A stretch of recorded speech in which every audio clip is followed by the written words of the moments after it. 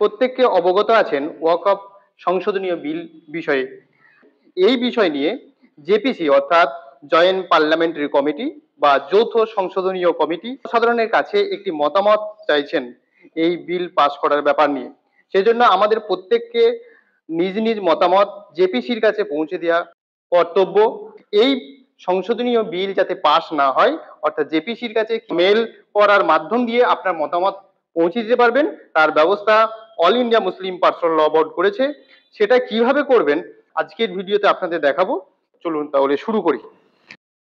আপনি আপনার মোবাইলে যে কোনো একটি ব্রাউজার ওপেন করে নেবেন। ওপেন করলে দেখবেন এই ধরনের একটা ইন্টারফেস পাবেন। এরপরে এখানে যে সার্চ বক্স আছে সেই সার্চ বক্সের মধ্যে লিখবেন রিজেক্ট ওয়াকফ বিল।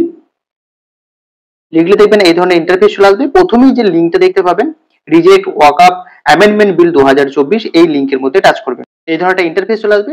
রিজেক্ট ওয়াকফ অ্যামেন্ডমেন্ট বিল 2024, এখানে দেখবেন হেডিংটা শো করছে। এখানে দেখবেন কতক্ষণ সময় আছে, অর্থাৎ আমরা কতক্ষণ পর্যন্ত এই মেলের মাধ্যমে এই বিলের জন্য আমরা রিপ্লাই করতে পারবো বা এই বিলের জন্য আমরা মতামত দিতে পারবো, তার টাইমটা এখানে শো করছে। এরপরে এখানে অনেকগুলি ভাষা দেখবেন দেওয়া আছে। যে ভাষায় আপনি কমফোর্টেবল সেই ভাষার উপর টাচ করবেন। টাচ করলে দেখবেন সেই ভাষাটি এখান থেকে সিলেক্ট হয়ে যাবে। দেখুন ইংলিশ, হিন্দি, উর্দু ইত্যাদি। এভাবে দেখুন আপনার ভাষাটা চয়েস করে নিতে পারবেন। এখানে আপনার নামটা টাইপ করবেন, এন্টার ইউর নেম, অর্থাৎ এখানে আপনার নামটা টাইপ করবেন। এরপরে এখানে দেখুন মেলের বডিতে যে সমস্ত বিষয়গুলি লেখা আছে সেটি এখানে দেবেন। আপনি এইভাবে স্ক্রল করে করে দেখে নিতে পারবেন।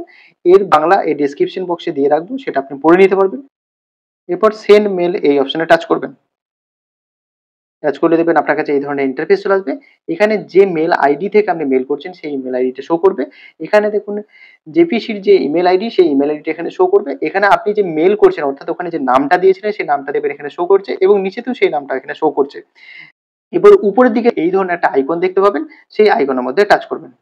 তার মেলটা দেখবেন সেন্ড হয়ে গেছে। এরপরে মেল সেন্ড হয়েছে কিনা সেটা চেক করার জন্য আপনারা জিমেল অ্যাপসটি ওপেন করবেন। ওপেন করলে দেখবেন এই ধরনের ইন্টারফেস পাবেন। উপরে যে 3 লাইন আছে সেই 3 লাইনে টাচ করবেন। টাচ করার পর এখানে সেন্ড অপশন আছে, দেখবেন সেন্ড অপশনে টাচ করবেন।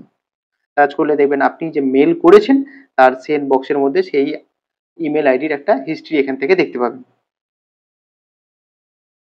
এখানে আমরা সার্চ বক্সে লিখে কিভাবে যাবেন সেটা দেখালাম। এরপরে আপনি আপনার বারকোড স্ক্যান করে, যাদের কাছে বারকোড আছে, আপনি এখানে ধরুন লিখতে পারছেন না বা লেখার সমস্যা, তাদের ক্ষেত্রে দেখুন আপনার যাদের কাছে বারকোড আছে সেই বারকোডটি স্ক্যান করার জন্য এখানে ছোট্ট একটি আইকন দেখতে পাচ্ছেন ক্যামেরার মতো, সেই আইকনের মধ্যে টাচ করুন, গুগল লেন্সটি ওপেন হয়ে যাবে।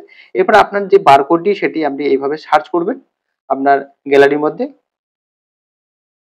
দিয়ে টাচ করবেন। টাচ করলে দেখবেন আপনার সেই বারকোডটি স্ক্যান হয়ে যাবে। দেখবেন এখানে একটি লিঙ্ক শো করছে, সেই লিঙ্কের উপর টাচ করবেন। টাচ করলে দেখবেন সেই পেজটি আবার ওপেন হয়ে গেছে। আগের মতোই আপনার এখানে নাম এবং সেন্ড মেলে ক্লিক করে আপনি আবার সেই মেলটি পুনরায় আগের মতোই করতে পারবেন। যাদের কাছে বারকোড আছে তারা এইভাবে করতে পারবেন।